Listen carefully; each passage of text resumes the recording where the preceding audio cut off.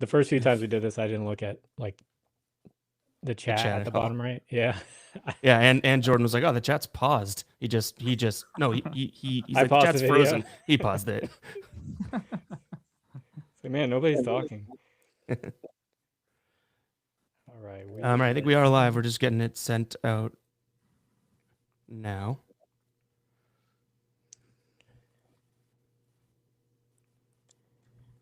Drop it in the Discord. Got it should be good. Jabbo with us.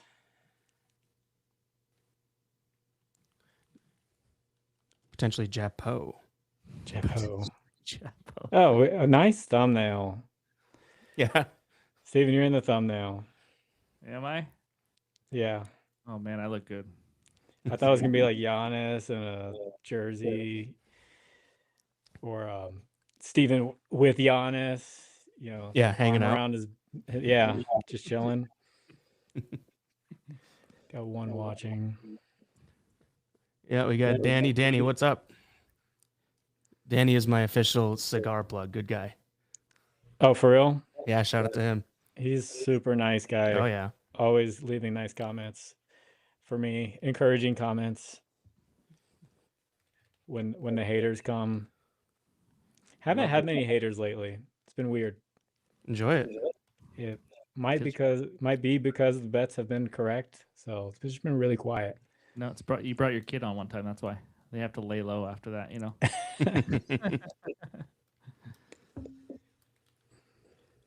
All right, guys. We got 11 people right now. There are a lot of trades, well, not happening. We have a few that have happened. A lot of trade rumors. We've talked about them the past couple of weeks. Now it's really heating up because of the deadlines in a couple of days. We will go through those. We also brought in Steven just to bet outside. I'm being careful with my words. I don't want to say BET all the time.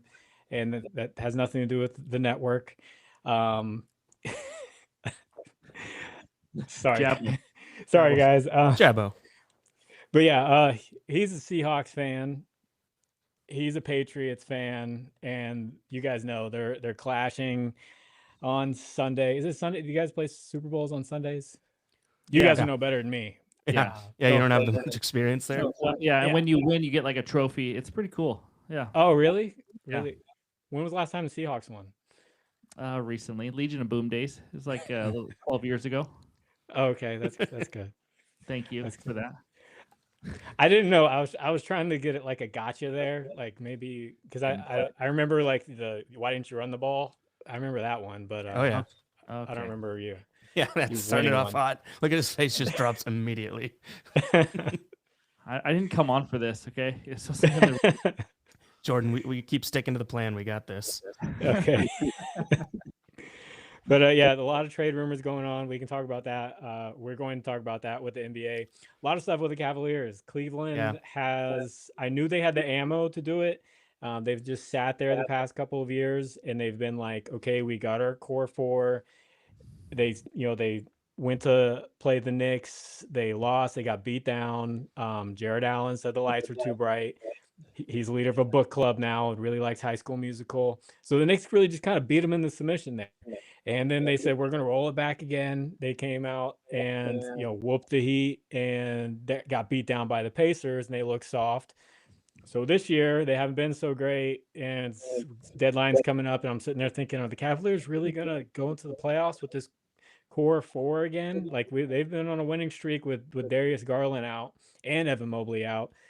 We don't need these four guys on the court all the time, and they've been doing well. So I know Darius Garland's name's been out there. You guys have seen James Harden potentially to the Cavs. We can all talk about that. If we think that's a good deal or not. Ev's team made a trade. Steven doesn't have a team. No, but I will say the Sonics still will win a championship before the Browns. Okay, keep going. Probably true, to be honest with you. Wow, I'm letting that sink in. Okay. Yeah, it's a tough one. Yeah. Someone else talk. That got me. I gotta drink some water. Well, yeah, I mean, we can. You want to start? I can kind of lead it off talking about Vucevic and the Simon swap because as the resident Celtics fan, for anyone that doesn't know, that was kind of like the gap in the Celtics roster this year was the big man position. You have Niemus Keita, you have Luka Garza, but realistically, like if any team's making any sort of deep push or deep run into the playoffs, those aren't your 1 and 2 big men that you're hanging your hat on. Anthony Simons has been a huge piece to the puzzle so far this year, but he's up at the end of the year in terms of his contract. Now, him being, 26, 27 years old, I expect him to go out there and just take whatever best offer is out there. Right now, he's on a deal where I think he's making like a, average 25 mil a year or so. He's probably worth more than that to some team out there. The Celtics were never going to be able to pay him that again or re-sign him long term. So, you kind of had to trade him. You get something instead of nothing. Now they end up getting Vucevic, who is also on an expiring contract. But Vucevic being 35, one, he does fill that, big man role. And two, I'm thinking they might believe that they can kind of Al Horfordize him in terms of him playing and them signing him again for like a cheaper deal than what he's on now because he's not going to go out there and get some crazy max contract at age 36, right? So even still, they may turn Simons into nothing at the end of this year, but at least they fill that big man role and have a chance. I would think a better chance at least to keep the player than they did with Simon. So I'm all for the trade. Vucevic is also like a really good player. I feel like I'm leaving that out. Even at his age, he's a big man that can play big, but also stretch the floor. So I'm pretty excited about it. I was a huge Anthony Simons guy, but like at the end of the day, what were they going to do with him, right? So, I mean, how is it for you guys being kind of outside looking in, just NBA fans on that deal? So this deal was an interesting one for me because you guys know the Celtics are a team that like just packs the paint. They're one of the best paint defenses in the NBA. Yep. They'll allow you to just shoot threes left and right. Right. Vucevic to me can score. He cannot protect the rim. I mean, this guy is not a defender whatsoever. I don't even remember if he was when he was younger, but so it's going to be interesting to see what they do for him. I mean, you used a nice verb there, Al Horfordize him. But is he just going to be an offensive guy that, how much are they going to use Keita still? But he really doesn't fit in necessarily defensively, in my opinion. But, I mean, his offense is going to be huge because they need some scoring from the big man. So he's a guy who can, let's be honest, he can get a bucket. He can put up 20. Yep. But, so it's going to be interesting. And he's a body. Like, if they say Simons was some like big defensive big and you made this swap, then it'd be like, hey, some of your paint identity's gone. At least like Simons wasn't part of that contribution to the paint defense. So you're just getting a bigger body. But I do agree. I mean, he's not a defender. That being said, again, didn't lose a defender for him. So it's a good point though. As a Celtics fan, I see that. Good trade you overall. guys you did have Porzingis there, and he could score, and he was really good at blocking shots too. Yep. But you're obviously not getting that. No. But I do think it's a good trade for the Celtics. It makes sense. You get a center just to battle with other centers. That's pretty much why he's out there, just so you don't get the mismatches, and then you have big guys posting up on your guards. So it makes sense for the Celtics.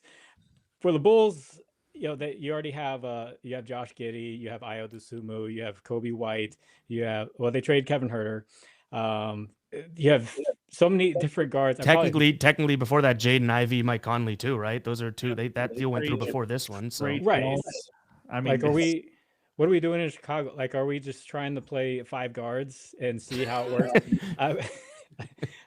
Obviously, they have something big coming. I think Kalshi had them at like the second highest for Giannis.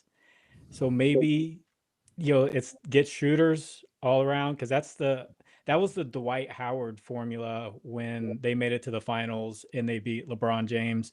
You put Dwight Howard down there, he was super dominant, and they had shooters all over the place, and the Cavaliers could not beat them. Like, they were just so good because he just drew so much attention. Is that what they're trying to do? And potentially get Giannis. Now that the Cavaliers are getting into the Giannis sweepstakes, I want him there. So we can talk about that in a little bit, but it's just like, what is Chicago's next move? Because this one didn't make too much sense. Yeah, for I them. I do think that the only thing that makes sense, and it's kind of back to the contract thing, right? It's like they were probably going to lose Vuk at the end of the year. They may, I don't know their contract situation, but maybe they're thinking, hey, we may actually have the room to be able to go out there and keep Simon. So like that could be something they're thinking. And I will say, the brand of basketball that they're kind of been operating in this year fits like a flying young guard more so than it does a old cement-footed center. So maybe they're just saying, "Hey, let's just get what we can get.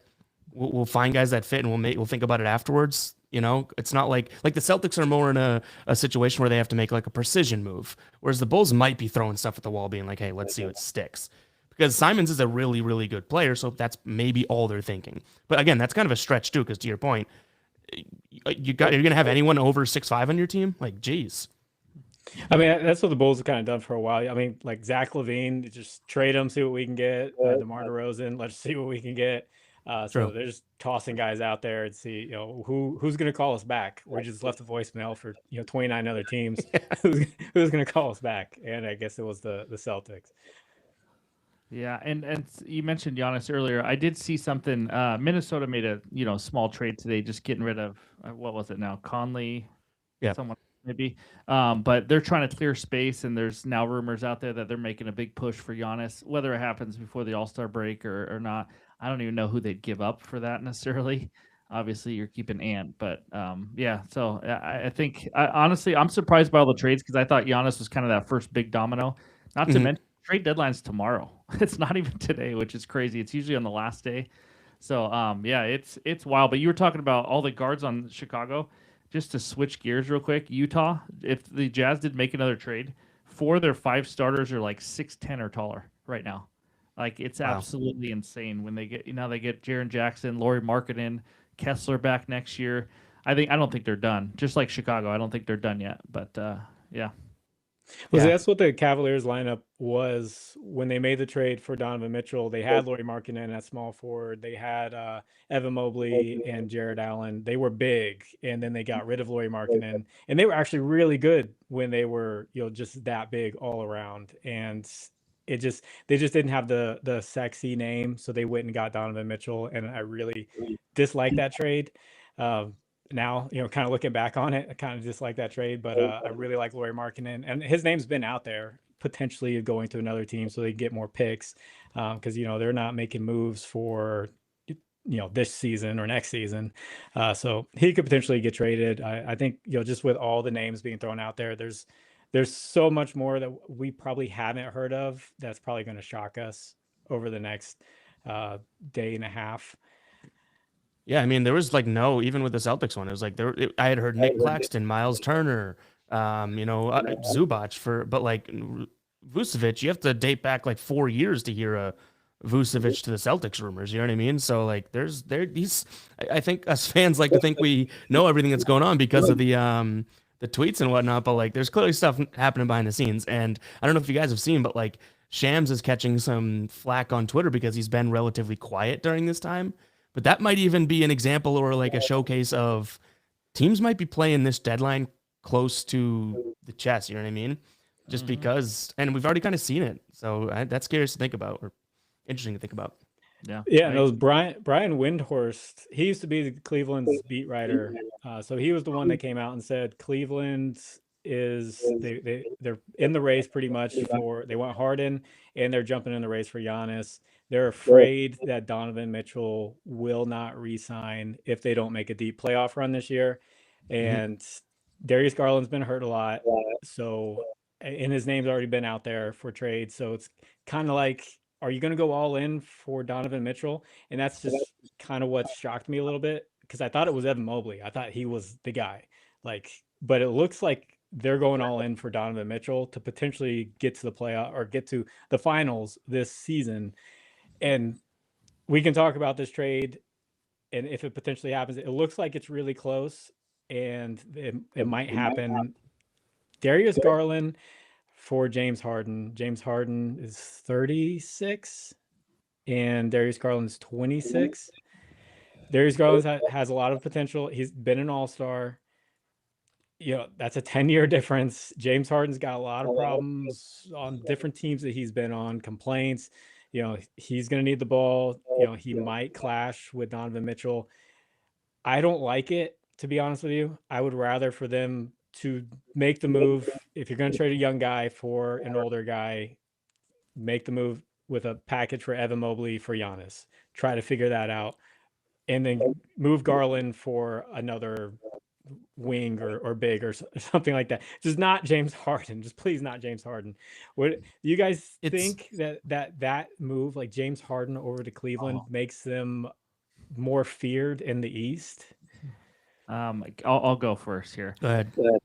I hate James Harden. He's my least favorite basketball player to watch. I can't stand how he plays. Listen, this doesn't mean he's not talented. Obviously, ridiculously talented. He is the problem everywhere he goes. If we haven't noticed yet, whether it's in Houston, I got to get out now with Brooklyn, with the Kevin Durant and everything. He has been a problem forever. And for the last 5 years, I've said this guy is not a guy that wins titles. He's just not. You've seen him in the playoffs. You've seen him disappear. He is not. I'm calling me kind of old school, where I kind of like a big man, and I love team basketball and the ball moving and all that. Like when the Warriors played when they were back in in their dynasty. He is an isolation ball stopping hog that I just can't stand watching, and I don't see how that would fit with Donovan Mitchell. He's also a great passer, but that's just my opinion. I have never seen him just make a team a championship contender, and I understand the ballsy move if they do it by Cleveland, because they're just, to me, they've kind of peaked. Cleveland, we know how good they can be.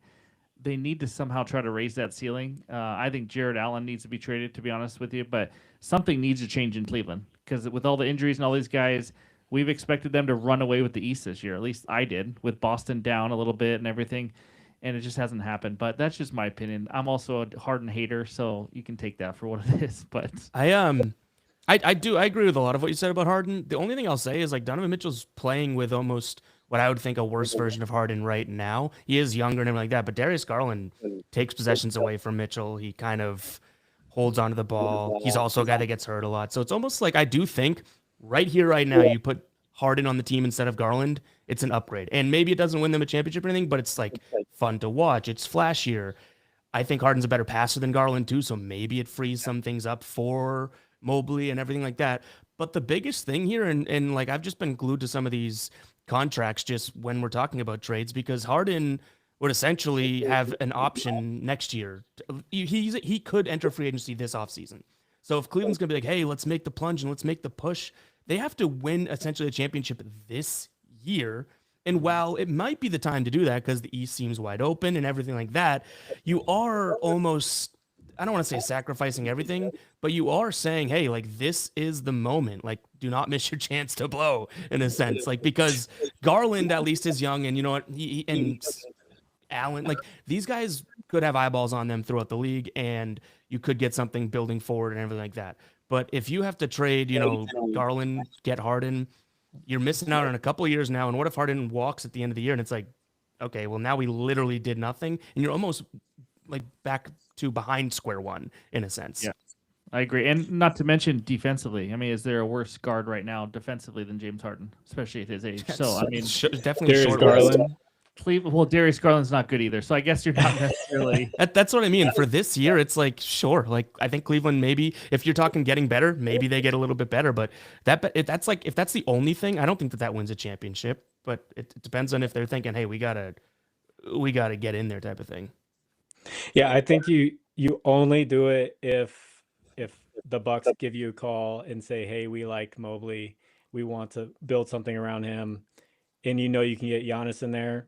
Then you've just opened up so much space for Donovan Mitchell and James Harden. And that's what Brian Windhorst was talking about. They could potentially get both of them and then potentially sign LeBron as a free agent next year. It's the replacements. If I'm Donovan Mitchell, I hate that. Donovan Mitchell, I mean, I get it. You do what you can to win a ring and whatnot, but you're the guy. He's one of, I think, the most exciting players to watch. And then you're going to be ipso facto the number 4. I know not skill wise, but just national attention, all that. The number 4 on your team with Giannis, LeBron, and James Harden. That would suck. It's almost I would think a championship matters less than even that in a sense. Even at that point, isn't that putting the cheat code into the video game too. Donovan Mitchell's gonna be like, yeah, I won a championship, but with these guys, I don't know. It's just like I don't like that at all if I'm him. Oh, Giannis actually say that too, or some report that said he doesn't want to be traded to some, he doesn't want to win a title the way Kevin Durant won it. It's just like join on and right. But it would drive me nuts, like always hearing, like you finally get. I mean, I know Giannis has won one and stuff like that, and obviously LeBron, but it's like you finally win one, and then everyone's like, well, it's only because it's like that'd be brutal. Ouch. Yeah, that one hurt. those two championships hurt. Yeah, wish he didn't join the Warriors. Talking about Kevin Durant, but yeah, when it comes to all these trades, like we said, there is a lot of stuff under the radar, like the Keon Ellis trade. I wasn't even high on Keon Ellis, but apparently he was like a big trade piece that a lot of teams were after.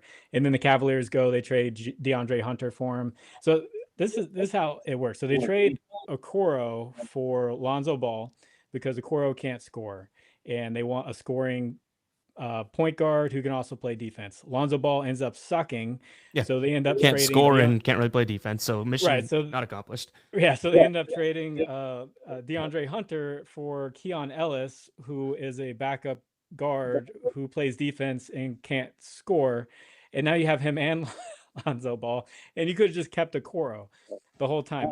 So the trade doesn't really it's like Draft Day, the movie where the Browns do all this nonsensical stuff. When you look at it in hindsight, it's just like, how stupid were they? Like, it looks good and everyone's Super Bowl at the end. That's what we have for the Browns, Draft Day, the movie. If you've never seen it, it's a great movie. You're gonna cry at the end because they make some great draft picks.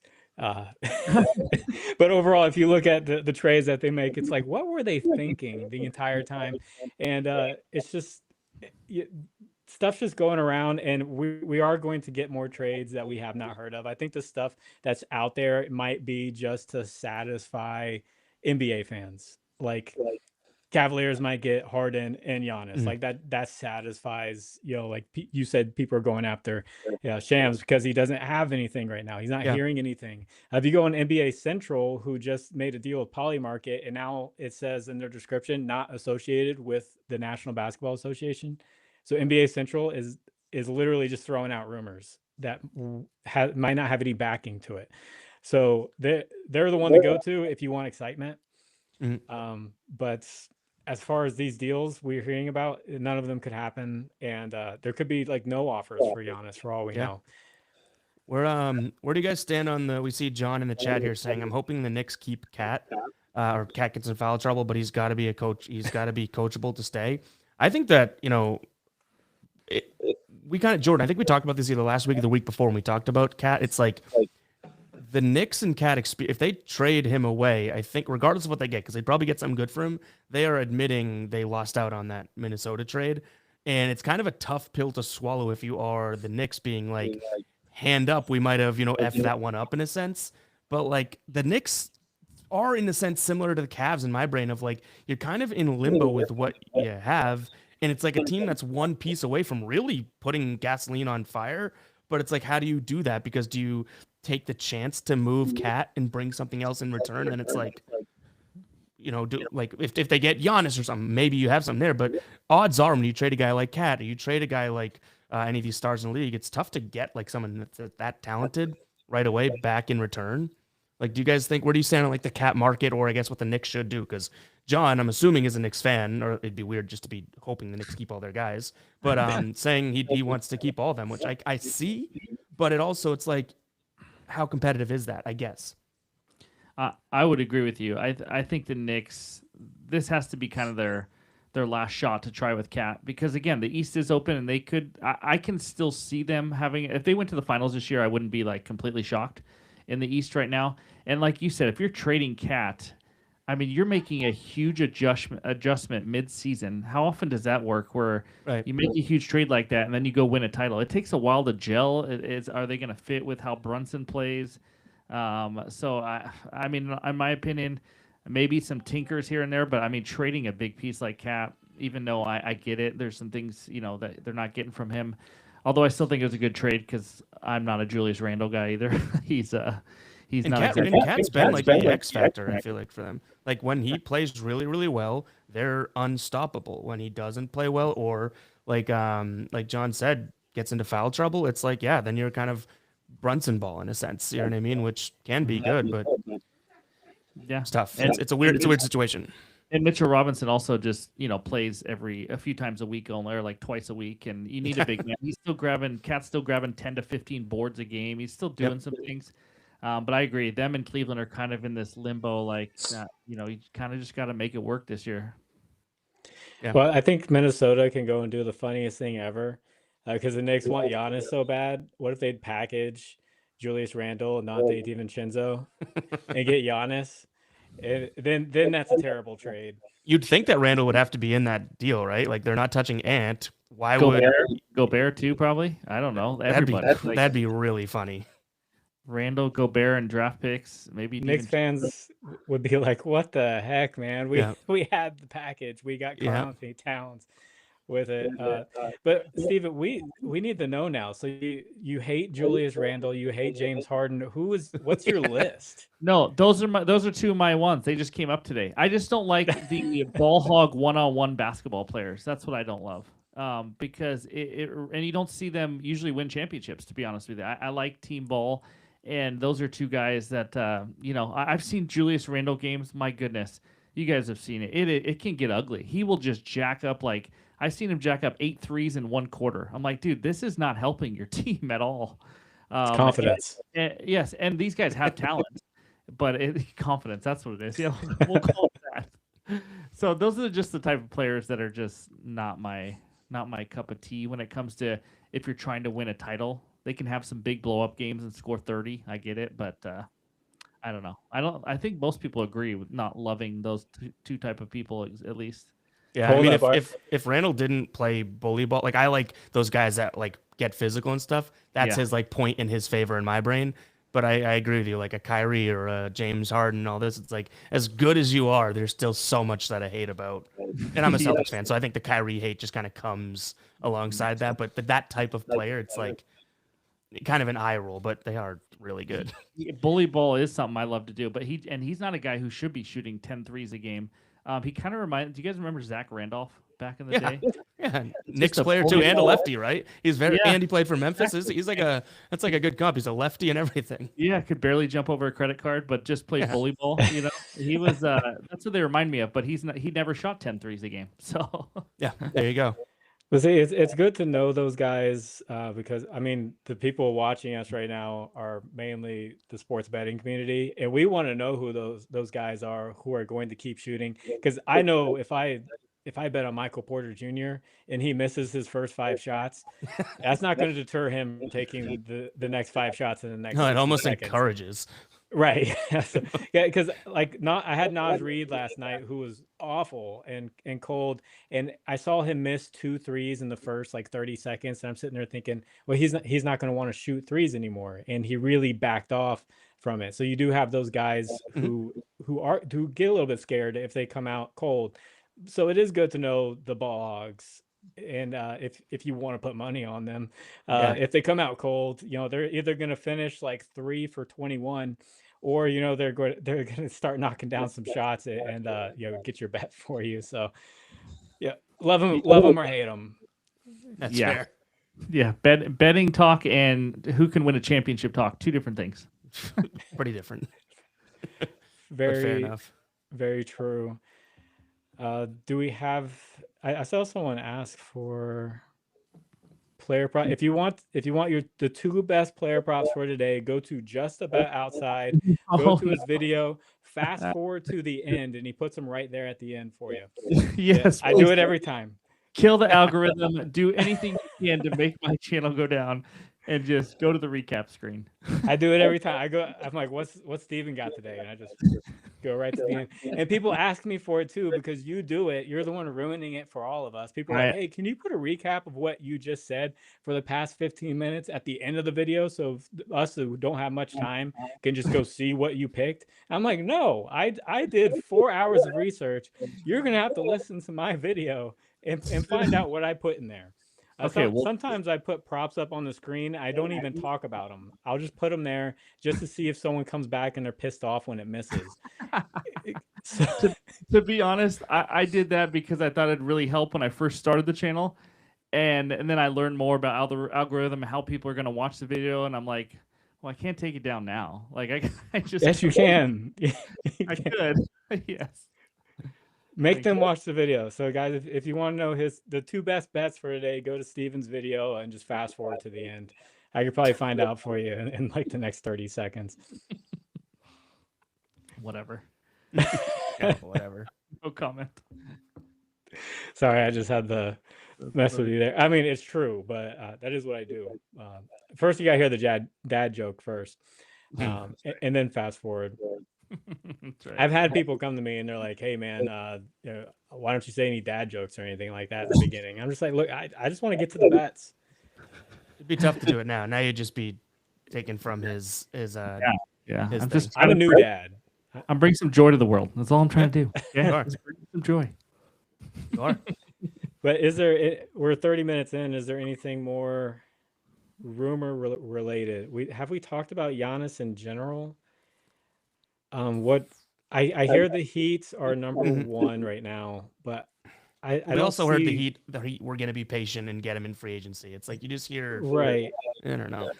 What's Let's do see. you have a Kalshi like I know Steven's got Kalshi. I just want to know what's Jazz may have 7 players available, it looks like, tonight. Maybe 8. Let's see. Yeah, I don't see anything else that's huge rumor. Ethan. Calm down Yeah. a little bit. Okay, so Giannis' next team, Minnesota, has taken the lead.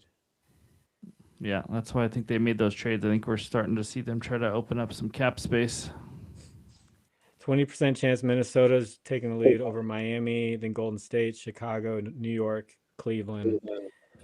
But Wow, I just saw. Minnesota. Can I share my screen with 3 people on here? Let's see this. This just popped up on Twitter, and I don't need. This is like too much mathing for me. Can you guys see this? Oh gosh. So this is a 4-team trade now. It's already with the Vucevic and Simon. Not a 4-team. It's kind of like what's happening, and essentially it looks like the way that Timberwolves could get Giannis with all that money that they freed up, the Celtics would trade Vucevic also to the Timberwolves. They'd get Gobert. I don't think that I would do that. Bucks would end up getting Randall, Jaden McDaniels. The Timberwolves make out like bandits here. Giannis, Vucevic, and Sam Hauser. I don't even see how this could. This is so much going on. I haven't even read these numbers. Jeez. That's ridiculous. No, thank you. I don't. The Bulls and Celtics are just like what? Just getting involved to be. I don't even know what they're doing over there with the. Just give up Hauser. Just so the Rudy Timberwolves Gobert. and Bucks. Just so the Timberwolves and Bucks can get their rocks off. That's crazy.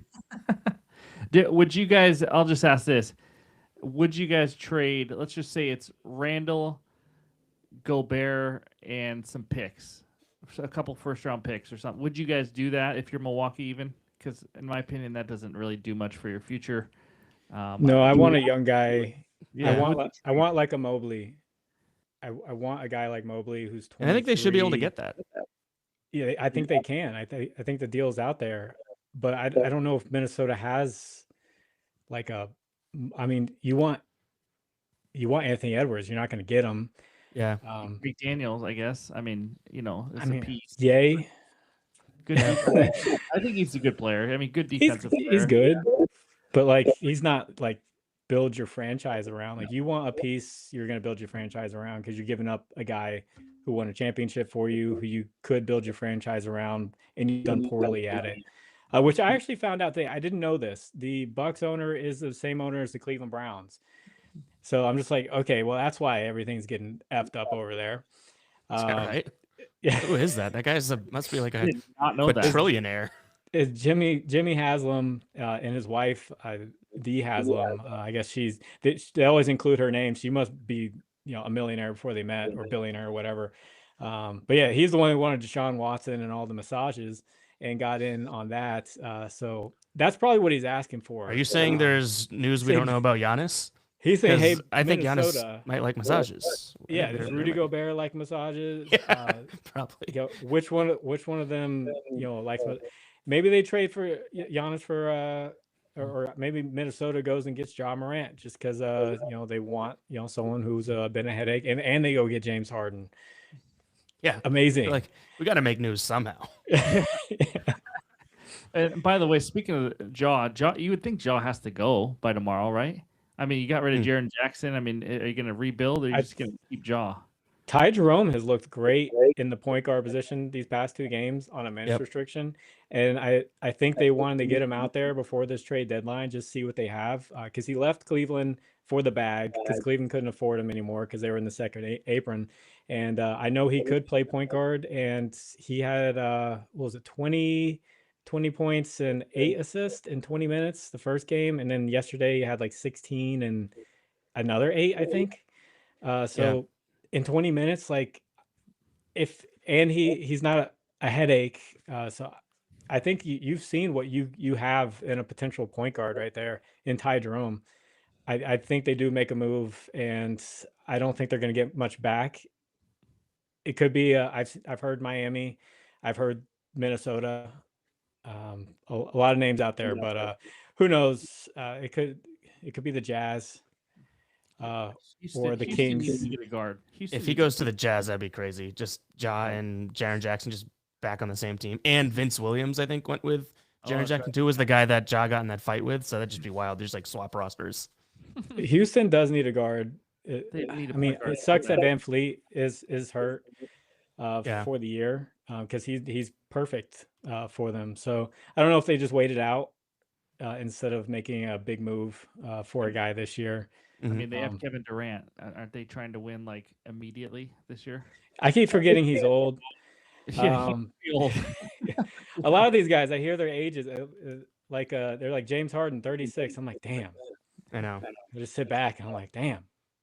LeBron, 41. I'm like, dang, man.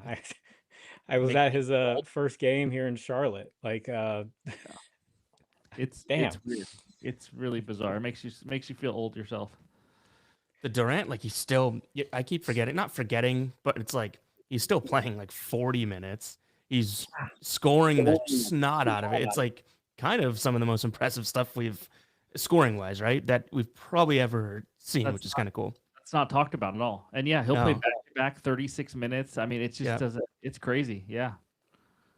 I mean, I could do that pickup ball. I could do it back to back to back. Give me. I don't know if I could. Give me 60 minutes. I could do it. 5. Yeah. And then start over. Yeah, back to back. If it's like first one to score. First one to score. All right. I think that's no more trades have come in during this time, so we can talk Super Bowl. Big game. Right. Seahawks versus the Patriots. Seahawks, Patriots. Ev, did you think you'd be here at the beginning of the season? No, I mean, I figured the Patriots would be good, and I think we talked about it last week, Jordan. I was like, they got Vrabel, Drake May. It's like I was confident. The fact that they're a Super Bowl team is very shocking to me because they won 4 games for the last 2 years. Like that's a crazy fast rebuild. I feel like they didn't buy me dinner first or anything like that. And then, Steven, you signed Sam Darnold. Do you think you're here at the beginning of the season? Yeah, I just couldn't hear Ev for like the last 20 seconds. I don't know what happened.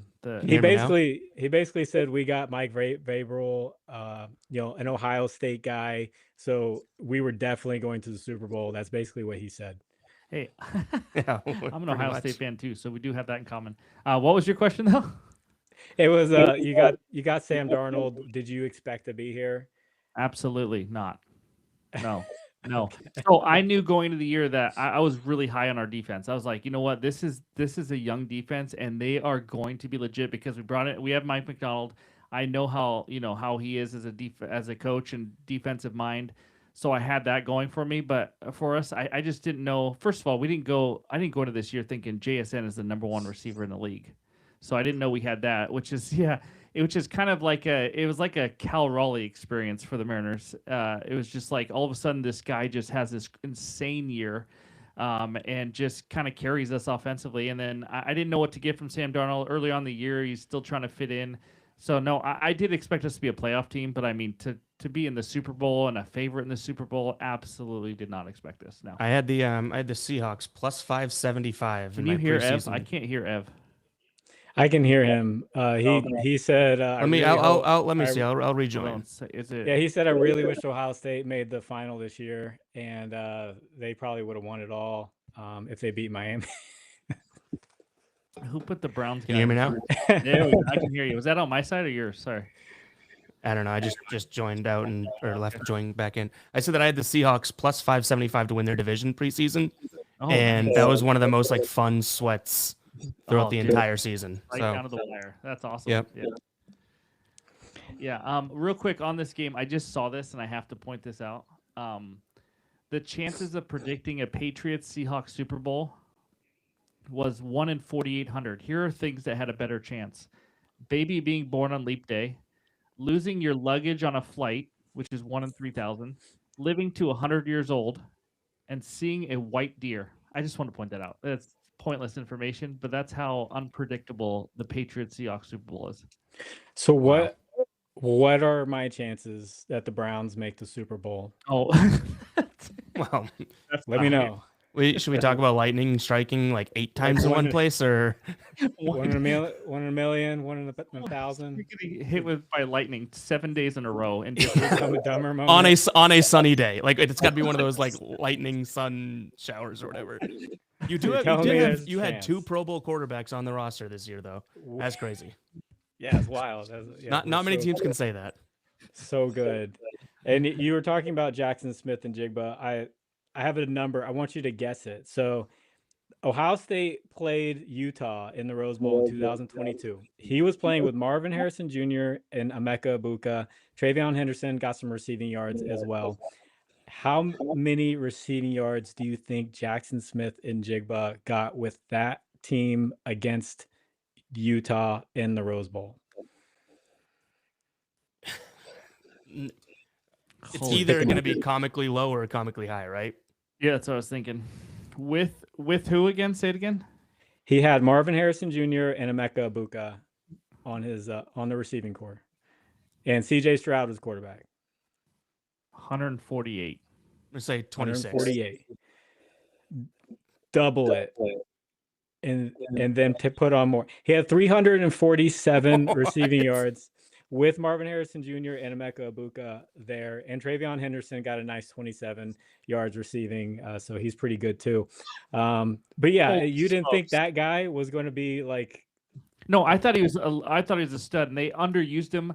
It was criminal what Pete Carroll did. Like, they tried to use him as like a screen pass, and he was awful being used. I thought he was a stud. No, I was very happy to get him, but we're talking like the receiving yards leader in the NFL. Like, with Sam Darnold, the new quarterback. I did not expect this. Did you expect it, Mr. Buckeye fan? I think any of my guys are going to be one of the top guys. Yeah. Garrett Wilson, Marvin Harris, like any of them, Emeka Egbuka. I wonder why you talk about college so much. Is there nothing? Because that's all I have. I know. That's all I have. And Travion Henderson did get 83 yards rushing, and I think he should get more carries in the Super Bowl. But you guys are not giving him the ball for whatever reason. It's because he can't block for he cannot pass block. I'm gonna be honest. I saw a lot of like from what I see in the game, and then what I've seen just like some highlights of him. His vision kind of sucks this year. He's not hitting holes. Stevenson has looked like the better back. Now, Travion Henderson's the more explosive back. Yeah, but I get why they're counting on Stevenson, to be honest with you. I don't know, my opinion. As a Patriots fan, too, I was just talking to my friends about it a couple weeks ago. I was like, so Ramondre has like fumbling problems, or had. Knock on wood. That's tough to bring up as an omen now. But so that's why people like went cold on him. And it's like, oh, because he's fumbling the ball, these dumb fumbles. Now he doesn't fumble. It's like, oh yeah, like we remember that this guy is like really good. He's a big, strong back, can catch it to run. And he was injured for a while. That's when Henderson just was getting force fed, and he did do something with the the run that he got. But then they started to realize that he also would have these turnovers sometimes. So it's like if you have one guy that can block, that can run, is the more powerful and reliant back, and both of them are going to potentially fumble, you might as well run with the guy that's knows the offense, isn't a rookie, and all that. So it does make sense if you watch like if you kind of go through the history of the season as to why Ramondre's earned the number one role. But Henderson is like such a guy that could, boom, at the drop of a hat, do something special. Whereas Ramondre's really not that guy. Still like him, but it is a little more of like, I kind of wish they were just kind of throwing Henderson into the fire and see what happens. Well, I mean, he was playing at Ohio State where the holes were, just huge. And whenever he saw it, like he had like video game speed and he could take off. But Quinshon Judkins was the guy in the national championship with 3 touchdowns. It wasn't Travion Henderson. And now, unfortunately, he's stuck with the Cleveland Browns and he can't get 2 yards of carry. So that sucks for him in his career. But let's talk about teams that are good. I I have a player prop for you guys, for the people here. Jackson Smith and Jigba is at 99.5 yards. Steven, I know you think he goes over, but what do you think he gets as a total? Why would you think I think he goes over, Jordan? I assume you know what that means. Yes, I do know what that means. I'm probably not making a bet on him just officially and that's a high line for a Super Bowl. But I will say this. I believe, and maybe Ev can correct me, the Patriots were the worst or bottom 3 defense versus number 1 wide receivers this year. And what that tells me is that Christian Gonzalez is not a guy following the number 1 guy around. They find ways to get people open, and JSN is that guy. He'll go in the slot. You saw him score a big touchdown against the Rams in the playoffs last week, where he's coming out of the backfield on a little running back scissors type play in the end zone. So they're going to find ways to get him. He's not going to just be covered by Christian Gonzalez, but that would be the reason why I like the over, and I think he can get over 100. I'm just not going to bet it. See, I actually do think that the Patriots were like anyone could get anything probably for the first 65% of the season almost, right? And I think they decided to say, hey, let's run a little bit more man. We're not just going to sit back in zone and all that. They've actually been pretty mixy in terms of man versus zone, but through the playoffs, we've now seen Gonzalez travel with some of these top receivers, and that helps. That being said, JSN's one of the most uncoverable receivers in the entire league, and I think that Gonzalez does an okay job on him, but like even what's okay on JSN, you know what I mean? Like you could still be like, oh, he didn't have 130, but he had 102 on us. Like it's kind of scary as a Patriots fan knowing that guy's back there. But I will say I do think that they'll at least prioritize Gonzalez sticking with him, probably in like a do or die game. That's what they've done in the playoffs and kind of late in the year as well.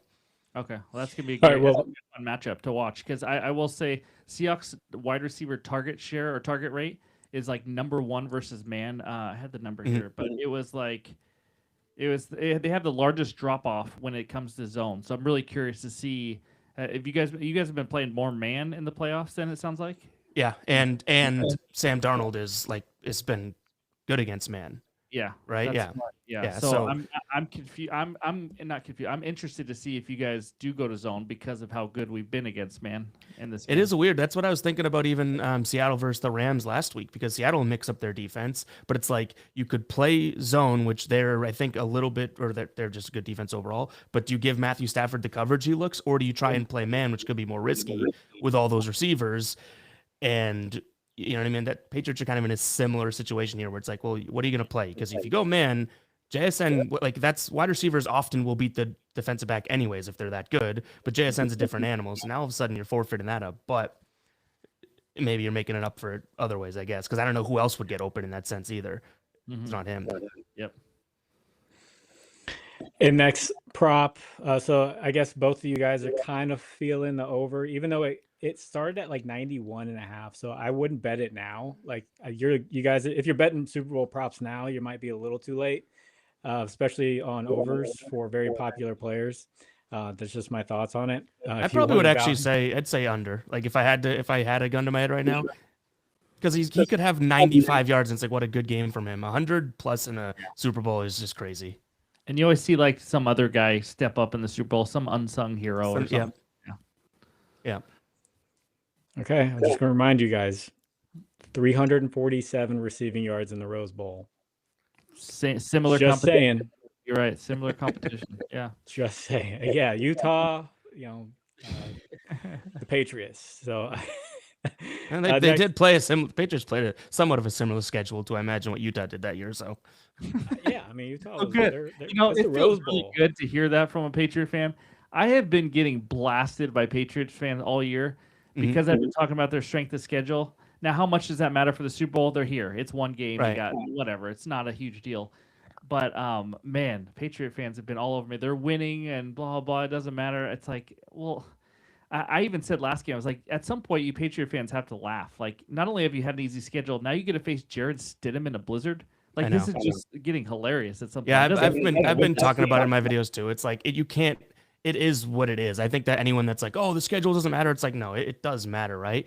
I do think that the funny thing was, so last week, obviously, or 2 weeks ago, playing Denver, I know that Stidham was out and whatnot, but you didn't hear a blip on the radar the whole year about Denver playing like an easy schedule. And Denver was very close to the Patriots, whereas everyone was like on their knees for Denver this season. So it's like, I think it probably is a Patriots thing too, where people are like looking for that. But if you look at the teams they played, I mean, it's kind of pretty crazy. What is I saw a tweet or something, and I didn't fact check it, but maybe you know, Steven. Sam Darnold in 2 years hasn't faced a top 5 defense.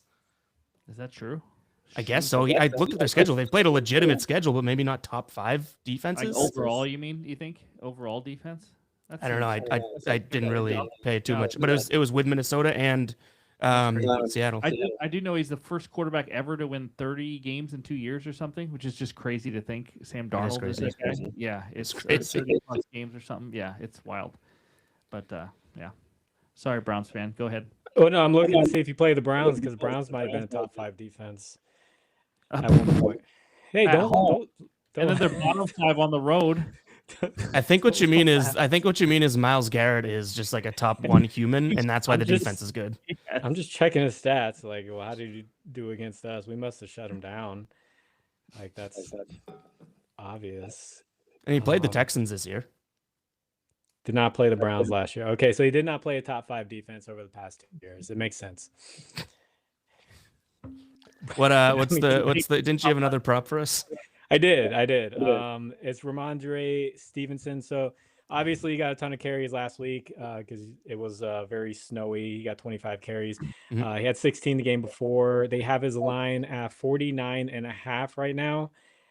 He has got it in was it every playoff game?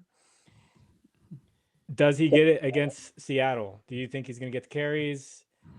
You guys think you're just gonna come and just try to game control or clock control, run the ball?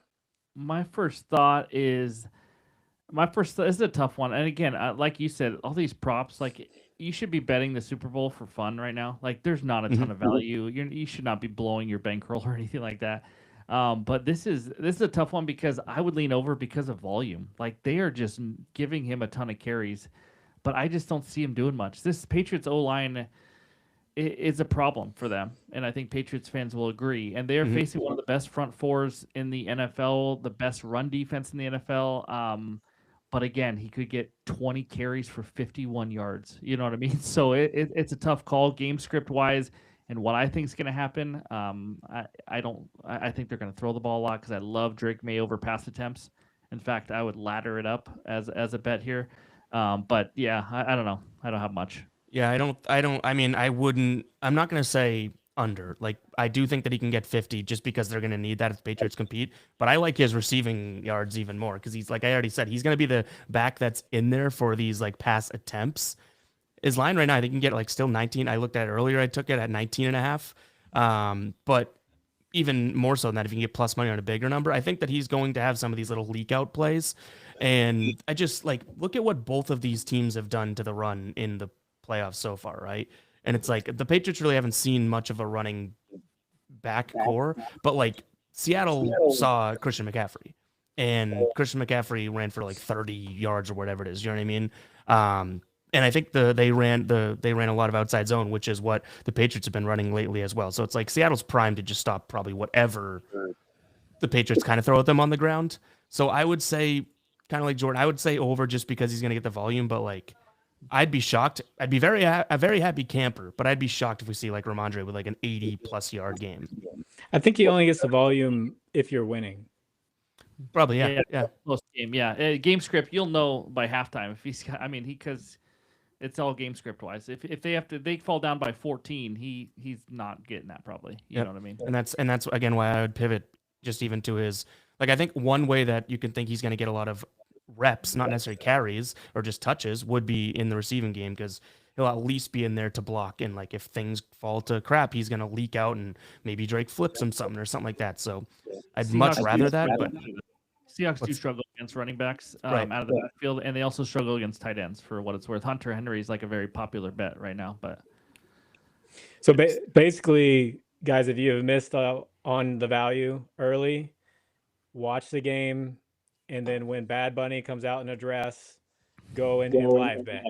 My one of my favorite novelty props right now is the first touchdown score jersey number under 11.5. That is Drake on the Patriots side. Drake May, Stephon Diggs, Kayshon Boutte, Pop Douglas, and then JSN, Kenneth Walker. Oh wow! Cooper Kupp. Wow. I think I got it at it was like minus 110. I only took it actually because DraftKings had the same line at 10.5. FanDuel had it at 11.5. So I think it was minus 110 when I saw it. I don't know what it is now, but I was like, every skill player, like even Kenneth Walker being included that. Yeah. That's crazy. I like that one. I might go bet that. That's good. And then my last one was going to be for your team, anytime touchdown score. It's probably going to be easier for Steven. Anytime touchdown. I don't love a lot of touchdowns here. JSN, but he's like minus 110. I don't love touchdowns at minus 110, minus 120. Sneaky one. AJ Barner. Might be a good one. I don't hate that. Honestly, my favorite one, actually, now that I think about it, probably be Cooper Kupp. They're really trusting this guy. He got a touchdown last week. I don't remember what the odds are right now on Kupp, but I do like him. Probably like plus 130, plus 140, something like that. But yeah, Barner and Neff. I had to go to a Patriot side. Mac. I like Mac Hollins over receiving yards this game, by the way. But maybe Mac Hollins touchdown, maybe a Hunter Henry touchdown. Something like that. Maybe Drake May uses his legs. I don't know. I think that's where I was. You just picked the whole roster. Yeah, that sounds like he predicted a Patriots win, didn't it? That's five touchdowns. Right, that was 5 touchdowns to like 2 touchdowns. He just gave you a score. I just gave you a glimpse into my brain. Well, this could happen. Well, it could not. Well, this could happen. I do like Drake. He had one last week. I think that this is like I think he's a call my own number guy if he needs to, which makes sense too. Like, you're a young quarterback, even if he has a second thought about throwing like a tight ball into the end zone, I'm talking like if they're at the 10-yard line, something like that, he can take off. And especially given the fact that Seattle likes to just rush. They don't blitz, you know what I mean? They pressure, but they don't blitz. A lot of those defensive players may sit back into the end zone, and Drake May sees 4 at him, right up the gut, runs. Plus, I think it's like plus 300 right now. So I don't mind that. He did it last week. Actually, I forgot one. Of course you did. You did leave off one player. I left off an entire unit. Seahawks defense and special teams touchdown plus 550. I mean, we've seen 15 sacks and 3 fumbles already by Mr. Drake May in the playoffs. Mm-hmm. So, I mean, a scoop and score, Rashid Shaheed on a punt return. Anyway, now I included an entire unit, 2 units, special teams and defense. I think I had everyone covered now. Yeah. You know what? With Jones and Raheem Shaheed as the 2 return men, that wouldn't be a bad, like, is there going to be any defensive touchdown in the game type thing, or special teams? Because those are 2 of the best at returning, like, literally. And I will say, I think the Patriots are too, but I think they're also 2 really good special teams, though, in kick coverage as well. But yeah, I like that. Yeah, I think Steven's got the streaker to get to the end zone as well. Yeah, I do. So I know I'm going to hit one of those, just so you guys know. I'm pretty confident. That's good. We have a couple of minutes left, so final prediction, score, and winner. What do you have, Ev? I think we have a 24-17 24-21 game, regardless of who wins. I can't sit here and tell you I want the Seahawks to win, though. So you know what? 24-21 Patriots. Okay. To be completely honest, though, I think that this is like a Seahawks team that kind of is, I don't want to say built, like, this is going to sound bad as a Patriots fan. To me, it's like the Patriots, the elevation that they've shown this year, it's almost like they lose this, and I'd be kind of like get them, like literally we'll get them next year in a sense. Seahawks, I feel like this is not more of a do or die. I don't want to put it like that, but like I don't know if Sam Darnold's going to play like this again. This is, you have Kubiak. He's not going to be there next year. Like, this is way more of a, like, let's punch this freaking thing in for the Seahawks this year, I think, and punch our ticket with a Super Bowl win than it is for the Patriots, I guess, if that makes sense. Which I think is a good thing for Seattle. But I'm going to say 24-21 Pats. You said punch it in. Just reminded me of at the 1 yard line again. Sorry, I blacked out. So here's true. Maybe they'll try to pass it in this time, or maybe they'll do it again.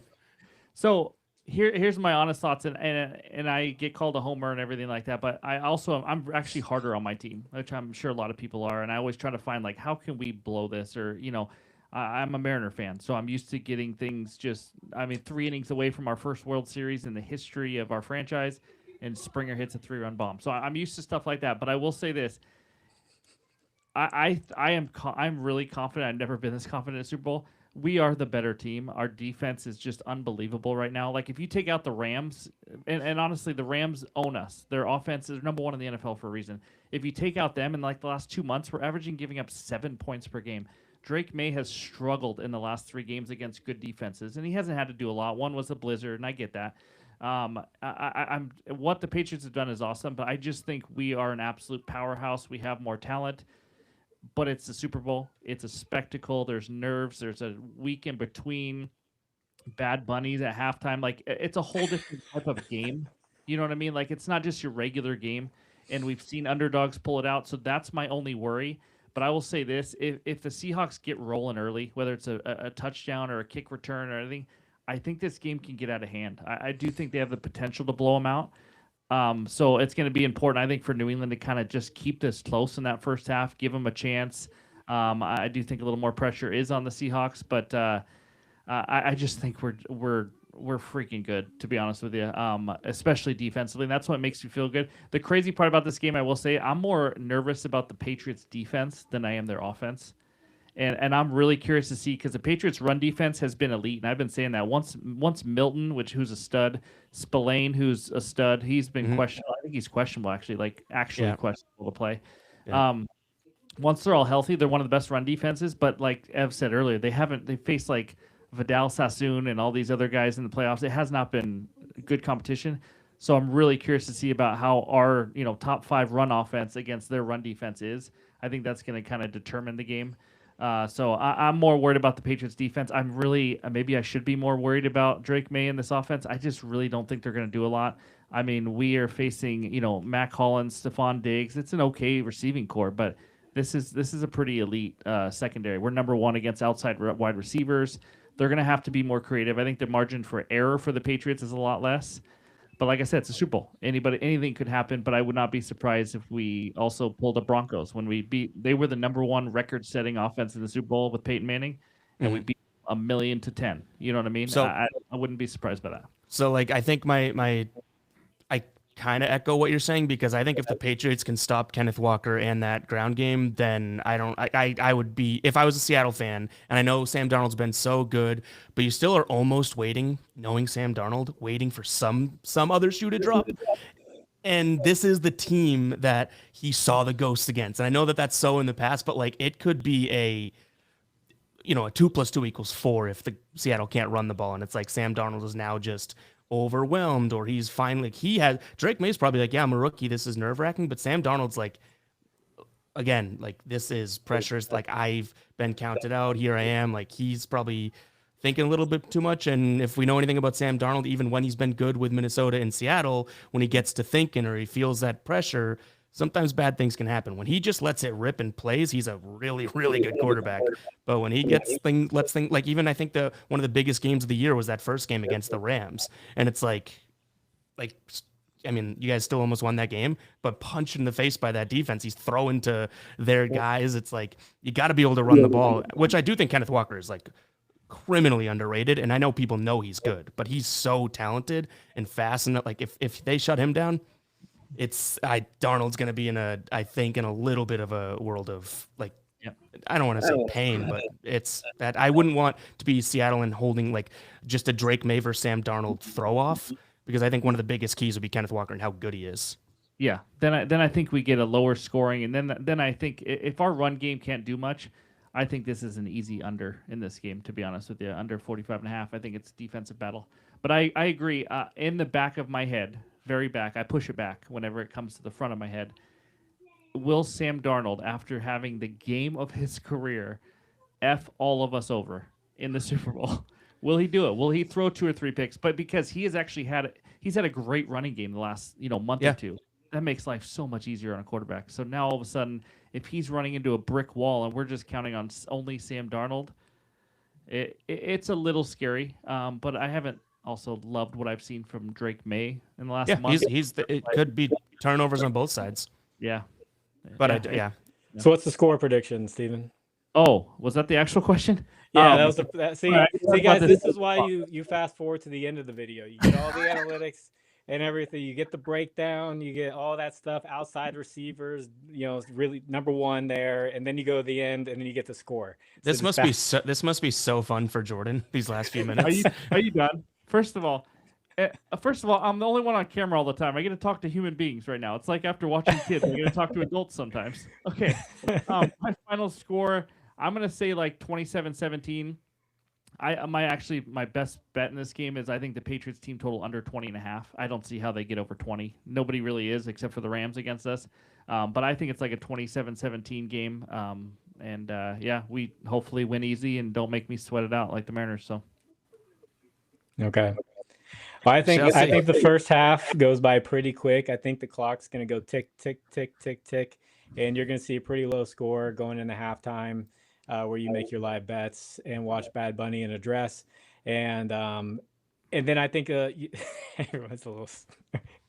Okay, yeah, I'm not watching the halftime show. I'm just going to throw it out there. I'm not really interested in that, but I think the clock's going to go tick, tick, tick, and I think final score 17-10. I give it to the Seahawks. I like it. This is a weird. You said you're having people over, Ev. This is a weird Super Bowl party when your team's playing. Your team's playing every single year. And by the way, no, it is. It's weird. It is so to like want to focus, but there's people.